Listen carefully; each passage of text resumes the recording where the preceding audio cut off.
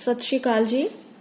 मैं कुलवंत कौर अज तुहाडे सामने जमात 8वीं पाठ 7 मित्र दी पछाण लैके हाजिर हुई हाँ, जो कि एक लोक कथा है। हुण सारे नालों पहला असी इस बारे गल करांगे कि लोक कथा की हुंदी है। लोकां द्वारा कही गई कथा यानी कि लोकां द्वारा कहियां गईयां कहानियां कथावां जो एक पीढ़ी तो दूजी पीढ़ी तक मौखिक रूप दे विच चलदियां रहिंदियां हन, उसनूं कहा जांदा है लोक कथा। हुण ये गल है कि सिर्फ मौखिक कथावां ही लोक कथावां ने, नहीं, कुछ कथावां साडे सामने लिखत रूप विच भी हन। सो लोक कथा लोकां द्वारा कहियां गईयां कथावां। अज दी जो साडी लोक कथा है उसका विषय है मित्र दी पछाण। इस कहानी नूं मैं तुहाडे सामने संखेप रूप दे विच ही प्रस्तुत करांगी। तुहानूं ये दसांगी कि पहले सफ़े ते की किया गया है, दूजे सफ़े ते की किया गया है। अखर तो अखर तक मैं अज नहीं पढ़ रही। तां असीं कहानी शुरू करदे हां। मित्र दी पछाण। इस कहानी दे मुख पात्र हन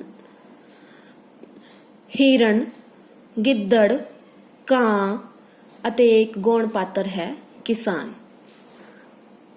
कहानी विच की हुंदा है कि हिरण अते कां जो कि एक जंगल विच रहिंदे हन, बहुत गूढ़े मित्र हन, आपस विच मिल जुल के प्यार नाल दोस्ती नाल अपना समा व्यतीत कर रहे हन। हिरण जो है वो सवेरे सवेरे अपना ढिड भरन लई जंगल विच इधर उधर घूमन निकल जाता है ते कां अपना ढिड भरन लई किधर उड़ जाता है। एक दिन की हुंदा है कि हिरण जदों जंगल दे विच भोजन चर रहा हुंदा है तां उसनूं सामणेओं एक गिद्दड़ आया होया दिखाई दिंदा है। ओह गिद्दड़ नूं रोकदे होए बड़े गुस्से नाल कहंदा है कि ठहर जा दुष्टा, तू कौन है ते इत्थे की कर रहा है। तां गिद्दड़ जो है ओह बड़ा मीसणा जिहा बन के हिरण नूं कहंदा है कि हिरण भरावा, मैं तां परदेसी हां ते मैं इस जंगल दे विच घुमदा घुमांदा आ गया हां, मैनूं रहण वास्ते कोई ठिकाना नहीं। पर असल गल की हुंदी है कि हिरण दा गुदगुदा मांस वेख के, कूला कूला मांस वेख के गिद्दड़ दे मूंह विच पानी आ जांदा है ते ओह उसनूं किस तरह खादा जावे यह सोच के उस नाल हिरण नाल बड़े प्यार नाल अते चापलूसी नाल उस नाल गल्लां करदा है। पर हिरण उसनूं कहंदा है कि खबरदार, जे तू अगे वधिया तू है तां मांसखोरा ही। गिद्दड़ कहंदा है कि नहीं, मैं ना मांस खाना छड्ड दिता है ते मैं गंगा स्नान करन वास्ते ही निकलिया हां, मेरे कोल रहण वास्ते कोई ठिकाना नहीं। जेकर तू कहे तां मैं तेरे कोल रह जावां।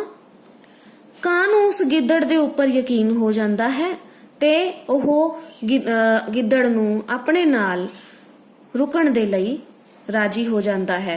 हिरण नूं गिद्दड़ उते यकीन हो जांदा है। हिरण उसनूं अपने नाल ले जाके अपने ठिकाने ते ले जांदा है।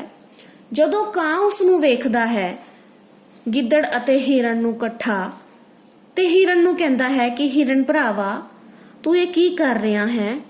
एक गिद्दड़ है जो कि मांसखोरा जानवर है ते तू इसनूं अपने नाल क्यों लेके आया है?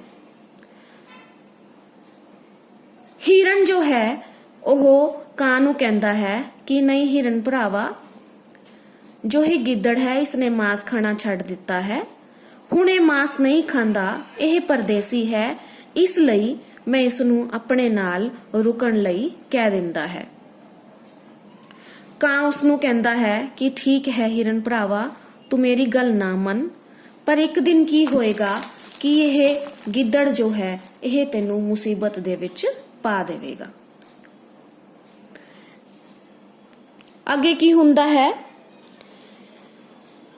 हिरण नूं कां दी गल सुन के बहुत दुख हुंदा है ते ओह कहंदा है कि नहीं मित्रा, ਨਹੀਂ ਕਾਂ ਭਰਾਵਾ, ਨਹੀਂ ਕਾਂ ਮਿੱਤਰਾ, ਇਹ ਗੱਲ ਠੀਕ ਨਹੀਂ। ਇਹ ਗਿੱਦੜ ਜੋ ਹੈ ਇਹ ਆਪਣਾ ਮਹਿਮਾਨ ਹੈ ਤੇ ਅਸੀਂ ਮਹਿਮਾਨ ਦਾ ਸਤਿਕਾਰ ਕਰਦੇ ਹਾਂ, ਇਹ ਆਪਣੇ ਕੋਲ ਹੀ ਰਹੇਗਾ। ਕਾਂ ਉਸ ਨੂੰ ਕਹਿੰਦਾ ਹੈ ਹਿਰਨ ਨੂੰ ਕਿ ਠੀਕ ਹੈ ਹਿਰਨ, ਜਿਵੇਂ ਤੇਰੀ ਮਰਜ਼ੀ। ਸਮਾਂ ਬੀਤਦਾ ਜਾਂਦਾ ਹੈ। ਇੱਕ ਦਿਨ ਕੀ ਹੁੰਦਾ ਹੈ, ਹਿਰਨ ਅਤੇ ਗਿੱਦੜ ਇੱਕ ਕਿਸਾਨ ਦੇ ਖੇਤ ਦੇ ਵਿੱਚ ਜਾਂਦੇ ਹਨ। ਉਹ ਰੋਜ਼ ਉਸ ਦਾ ਖੇਤ ਚਰ ਕੇ ਆ ਜਾਂਦੇ ਹਨ। ਹਿਰਨ ਜੋ ਹੈ ਉਹ ਹੋਰ ਵੀ ਕੁਲੇ ਮਾਸ ਦਾ ਹੁੰਦਾ ਜਾਂਦਾ ਹੈ ਤੇ ਗਿੱਦੜ ਉਸ ਨੂੰ ਖਾਣ ਲਈ ਵਿਆਕੁਲ ਹੁੰਦਾ ਜਾਂਦਾ ਹੈ। ਰੋਜ਼ ਆਪਣਾ ਖੇਤ ਚਰਿਆ ਵੇਖ ਕੇ ਕਿਸਾਨ ਕੀ ਕਰਦਾ ਹੈ, ਇੱਕ ਦਿਨ ਆਪਣੇ ਖੇਤ ਦੇ ਵਿੱਚ ਜਾਲ ਵਿਛਾ ਦਿੰਦਾ ਹੈ। ਉਹ ਇਹ ਦੇਖਣਾ ਚਾਹੁੰਦਾ ਹੈ ਕਿ ਰੋਜ਼ ਉਸ ਦੀ ਫਸਲ ਨੂੰ ਕੌਣ ਚਰ ਜਾਂਦਾ ਹੈ। ਜਿਸ ਦਿਨ ਕਿਸਾਨ ਜਾਲ ਲਾ ਦਿੰਦਾ ਹੈ, ਅਗਲੇ ਦਿਨ ਜਦੋਂ ਹਿਰਨ ਅਤੇ ਗਿੱਦੜ ਉਸ ਖੇਤ ਦੇ ਵਿੱਚ ਉਸ ਦੀ ਫਸਲ ਚਰਨ ਜਾਂਦੇ ਹਨ ਤਾਂ ਹਿਰਨ ਕਿਸਾਨ ਦੁਆਰਾ ਵਿਛਾਏ ਹੋਏ ਜਾਲ ਦੇ ਵਿੱਚ ਫਸ ਜਾਂਦਾ ਹੈ। ਜਦੋਂ ਹਿਰਨ ਕਿਸਾਨ ਦੁਆਰਾ ਵਿਛਾਏ ਹੋਏ ਜਾਲ ਵਿੱਚ ਫਸ ਜਾਂਦਾ ਹੈ ਤਾਂ ਉਹ ਗਿੱਦੜ ਨੂੰ ਮਿੰਨਤਾਂ ਕਰਦਾ ਹੈ ਕਿ ਗਿੱਦੜ ਭਰਾਵਾ, ਮੈਂ ਜਾਲ ਵਿੱਚ ਫਸ ਗਿਆ ਹਾਂ, ਜਾਲ ਦੀਆਂ ਤੰਦਾਂ ਟੁੱਕ ਦੇ ਤਾਂ ਕਿ ਮੈਂ ਇਸ ਜਾਲ ਤੋਂ ਆਜ਼ਾਦ ਹੋ ਸਕਾਂ। ਪਰ ਗਿੱਦੜ ਜੋ ਹੈ ਉਹ ਕਹਿੰਦਾ ਹੈ ਕਿ ਭਰਾ ਹਿਰਨ,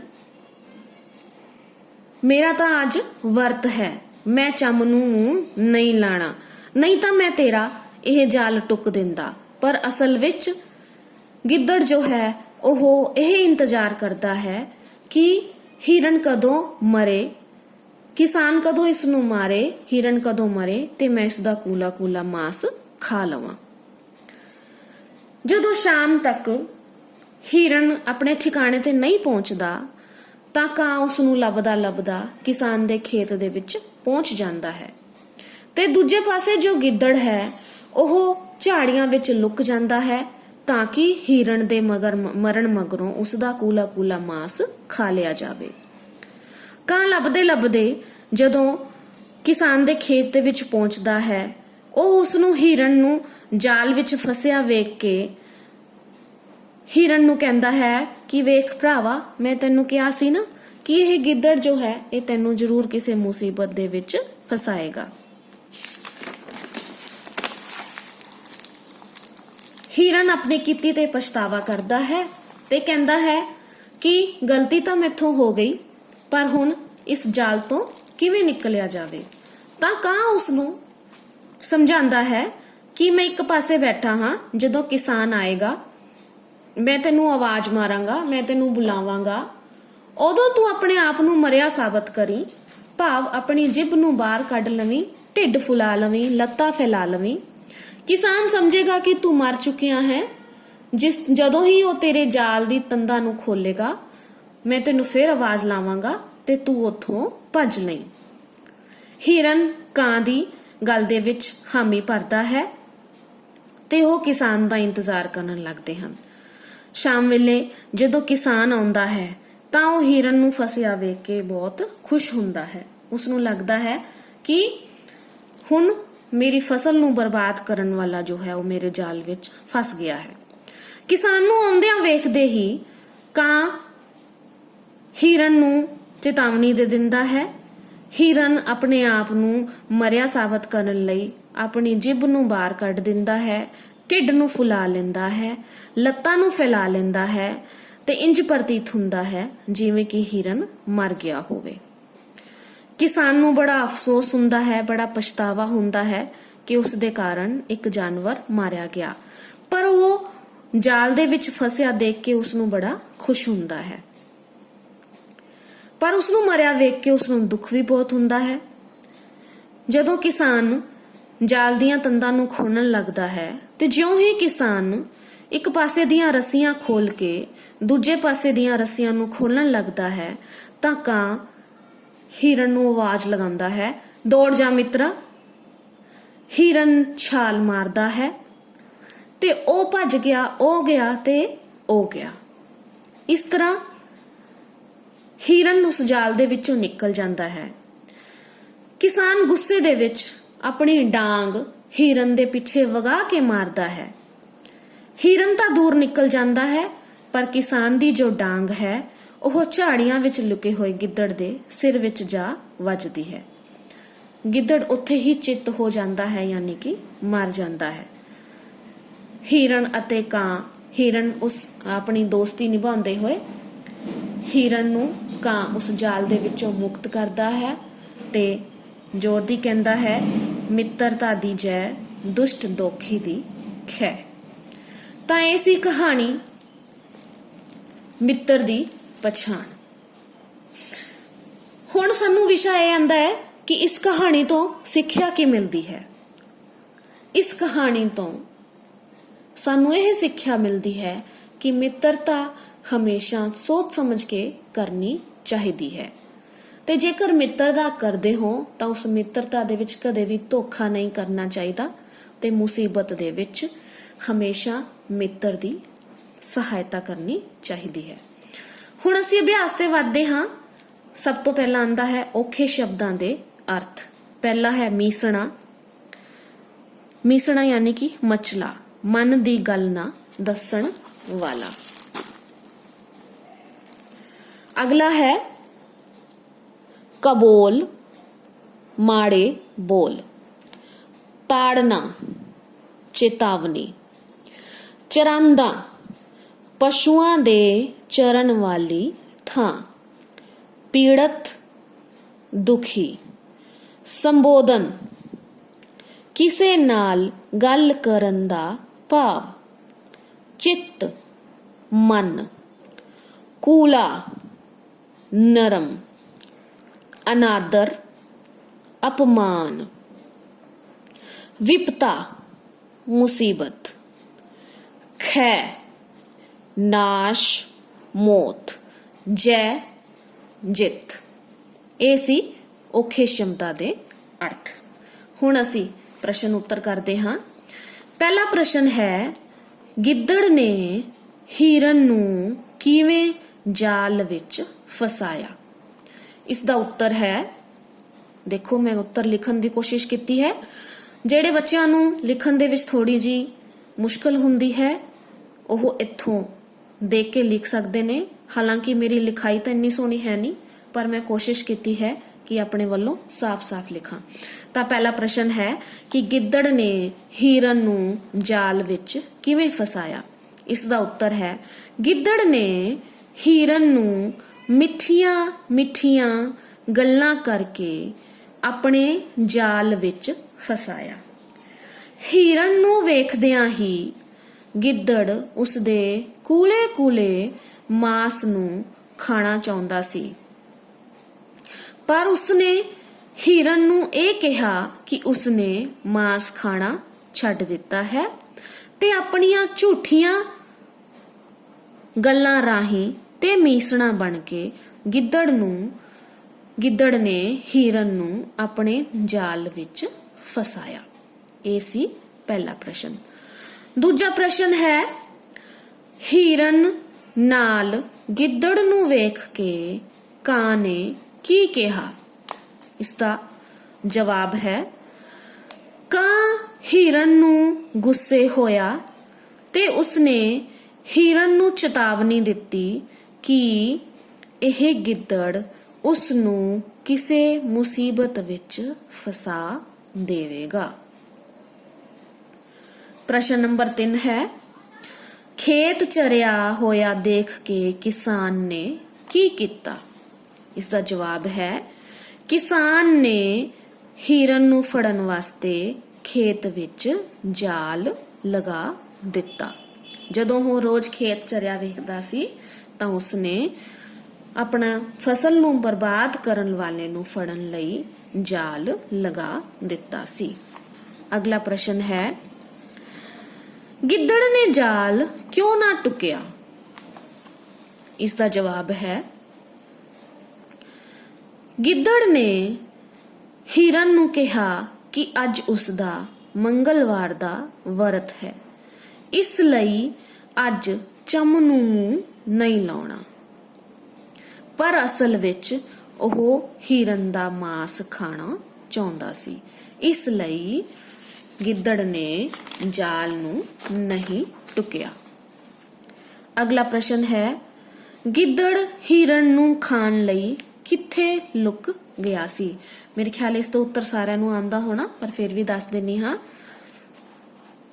ਗਿੱਦੜ ਇੱਕ ਝਾੜੀ ਵਿੱਚ ਲੁਕ ਗਿਆ ਸੀ, ਕਿਉਂਕਿ ਉਹ ਇਹ ਵੇਖ ਰਿਹਾ ਸੀ ਕਿ ਕਦੋਂ ਹਿਰਨ ਮਰੇ ਤੇ ਕਦੋਂ ਉਹ ਉਸਦਾ ਕੂਲਾ ਮਾਸ ਖਾ ਸਕੇ। ਪ੍ਰਸ਼ਨ ਅਗਲਾ ਹੈ, ਜਾਲ ਵਿੱਚ ਫਸ ਜਾਣ ਤੋਂ ਬਾਅਦ ਕਾਂ ਨੇ ਹਿਰਨ ਨੂੰ ਕੀ ਕਰਨ ਲਈ ਕਿਹਾ?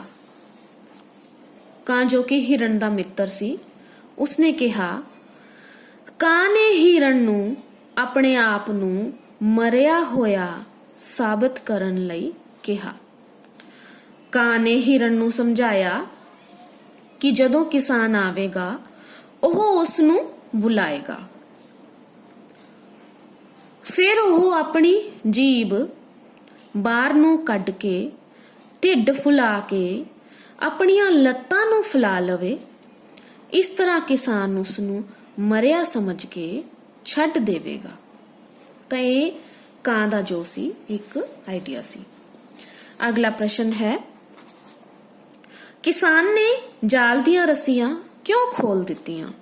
ਕਿਉਂਕਿ ਕਿਸਾਨ ਨੇ ਹਿਰਨ ਨੂੰ ਮੁਰਦਾ ਸਮਝ ਲਿਆ ਸੀ, ਇਸ ਲਈ ਉਸਨੇ ਰੱਸੀਆਂ ਨੂੰ ਖੋਲ ਦਿੱਤਾ ਸੀ। ਮਿੱਤਰ ਦੀ ਪਛਾਣ ਕਹਾਣੀ ਤੋਂ ਕੀ ਸਿੱਖਿਆ ਮਿਲਦੀ ਹੈ? ਇਸ ਬਾਰੇ ਮੈਂ ਤੁਹਾਨੂੰ ਪਹਿਲਾਂ ਵੀ ਦੱਸਿਆ ਹੈ ਕਿ ਇਸ ਕਹਾਣੀ ਤੋਂ ਸਾਨੂੰ ਇਹ ਸਿੱਖਿਆ ਮਿਲਦੀ ਹੈ ਕਿ ਸਾਨੂੰ ਮਿੱਤਰਤਾ ਸੋਚ ਸਮਝ ਕੇ ਕਰਨੀ ਚਾਹੀਦੀ ਹੈ। ਸੱਚ ਤਾਂ ਇਹ ਹੈ ਕਿ ਮਿੱਤਰ ਉਹ ਹੈ ਜੋ ਮੁਸੀਬਤ ਵਿੱਚ ਕੰਮ ਆਵੇ। ਤਾਂ ਇਹ ਸੀ ਸਾਡੇ ਪ੍ਰਸ਼ਨ ਉੱਤਰ। ਉਮੀਦ ਕਰਦੀ ਹਾਂ ਮੇਰਾ ਉਪਰਾਲਾ ਤੁਹਾਡੇ ਵਾਸਤੇ ਲਾਹੇਵੰਦ ਸਿੱਧ ਹੋਊਗਾ। ਅੱਗੇ ਅਸੀਂ ਖਾਲੀ ਸਥਾਨ ਤੇ ਚੱਲਦੇ ਹਾਂ। ਪਹਿਲਾ ਖਾਲੀ ਥਾਵਾਂ ਭਰਦੇ ਹਾਂ। ਪਹਿਲਾ ਹੈ, ਹਿਰਨ ਆਪਣੇ ਭੋਜਨ ਦੀ ਭਾਲ ਵਿੱਚ ਜੰਗਲ ਵਿੱਚ ਫਿਰ ਰਿਹਾ ਸੀ। ਦੂਜਾ ਹੈ, ਤੈਨੂੰ ਮੇਰੇ ਪ੍ਰਾਹੁਣੇ ਦਾ ਨਿਰਾਦਰ ਨਹੀਂ ਸੀ ਕਰਨਾ ਚਾਹੀਦਾ। ਤੀਜਾ ਹੈ, ਹਰੇ ਝੋਨੇ ਦੇ ਖੇਤ ਵੇਖ ਕੇ ਹਿਰਨ ਦਾ ਮਨ ਖਿੜ ਗਿਆ। ਉਸਨੇ ਜਾਲ ਵਿੱਚੋਂ ਨਿਕਲਣ ਵਾਸਤੇ ਬੜੇ ਹੱਥ ਪੈਰ ਮਾਰੇ। ਕਿਸਾਨ ਨੇ ਗੁੱਸੇ ਵਿੱਚ ਡਾਂਗ ਹਿਰਨ ਦੇ ਪਿੱਛੇ ਵਗਾ ਮਾਰੀ। ਇਹ ਸੀ ਖਾਲੀ ਥਾਵਾਂ। ਅੱਗੇ ਇਸੇ ਅਭਿਆਸ ਦੇ ਵਿੱਚ ਹੈ ਵਾਕਾਂ ਵਿੱਚ ਵਰਤੋ। ਤੁਹਾਨੂੰ 2-3 ਮੈਂ ਵਾਕ ਦੱਸ ਦਿੰਨੀ ਹਾਂ। ਉਮੀਦ ਕਰਾਂਗੀ ਕਿ ਅੱਗੇ ਤੁਸੀਂ ਆਪਣੇ ਆਪ ਬਣਾ ਲਓਗੇ, ਕਿਉਂਕਿ ਅਭਿਆਸ ਕਰਨ ਨਾਲ ਹੀ ਸਾਨੂੰ ਸੰਤੁਸ਼ਟੀ ਮਿਲਦੀ ਹੈ, ਅਸੀਂ ਸਫਲ ਹੁੰਦੇ ਹਾਂ। ਪਹਿਲਾ ਹੈ ਹਾਲ ਚਾਲ। ਹਾਲ ਚਾਲ ਪਤਾ ਕਰਨਾ। ਮੈਂ ਬਿਮਾਰ ਦਾ ਹਾਲ ਚਾਲ ਪੁੱਛਣ ਲਈ ਹਸਪਤਾਲ ਗਈ। ਸੁਖ ਸ਼ਾਂਤੀ। ਸੁਖ ਸ਼ਾਂਤੀ, ਅਮਨ ਅਮਾਨ, ਸ਼ਾਂਤੀ ਹੋਣਾ। ਸਾਨੂੰ ਹਮੇਸ਼ਾ ਆਪਣੇ ਘਰ ਪਰਿਵਾਰ ਦੀ ਸੁਖ ਸ਼ਾਂਤੀ ਲਈ ਅਰਦਾਸ ਕਰਨੀ ਚਾਹੀਦੀ ਹੈ। ਕਬੋਲ, ਮਾੜੇ ਬੋਲ ਕਿਸੇ ਨੂੰ ਕਬੋਲ ਨਹੀਂ ਬੋਲਣੇ ਚਾਹੀਦੇ। ਪਰਦੇਸੀ, ਦੂਜੇ ਦੇਸ਼ ਦਾ। ਇਸ ਦਾ ਵਾਕੀ ਬਣਾ ਸਕਦੇ ਹੋ, ਪਰਦੇਸੀ ਨਾਲ ਸਦਾ ਹਮਦਰਦੀ, ਪਿਆਰ ਰੱਖਣਾ ਚਾਹੀਦਾ ਹੈ। ਇਸ ਤਰ੍ਹਾਂ ਹੀ ਅੱਗੇ ਜੋ ਸ਼ਬਦ ਨੇ ਤੁਸੀਂ ਇਹਨਾਂ ਨੂੰ ਵਾਕਾਂ ਵਿੱਚ ਵਰਤ ਸਕਦੇ ਹੋ। ਇਹ ਖਿਆਲ ਰੱਖਣਾ ਹੁੰਦਾ ਹੈ ਕਿ ਵਾਕ ਬਣਾਉਂਦੇ ਹੋਏ ਜੋ ਸਾਨੂੰ ਸ਼ਬਦ ਦਿੱਤਾ ਗਿਆ ਹੈ ਉਹਨਾਂ ਨੂੰ ਹੀ ਸਾਨੂੰ ਵਾਕ ਦੇ ਵਿੱਚ ਇਸਤੇਮਾਲ ਕਰਨਾ ਹੁੰਦਾ ਹੈ। ਸੋ ਧੰਨਵਾਦ। ਉਮੀਦ ਕਰਦੀ ਹਾਂ ਕਿ ਮੇਰੀ ਇਸ ਵੀਡੀਓ ਨਾਲ ਤੁਹਾਨੂੰ ਜ਼ਰੂਰ ਕੁਝ ਫਾਇਦਾ ਹੋਏਗਾ, ਜ਼ਰੂਰ ਕੁਝ ਲਾਭ ਮਿਲੇਗਾ। ਮੇਰੀ ਇਹ ਕੋਸ਼ਿਸ਼ ਰਹੇਗੀ ਕਿ ਮੈਂ ਆਪਣੀ ਬਣਾਈਆਂ ਹੋਈਆਂ ਵੀਡੀਓ ਦੁਆਰਾ ਤੁਹਾਨੂੰ ਹਮੇਸ਼ਾ ਮਦਦ ਕਰਦੀ ਰਹਾਂ। ਧੰਨਵਾਦ। ਮੇਰੇ ਚੈਨਲ ਨੂੰ ਸਬਸਕ੍ਰਾਈਬ ਕਰਨਾ ਨਾ ਭੁੱਲਣਾ।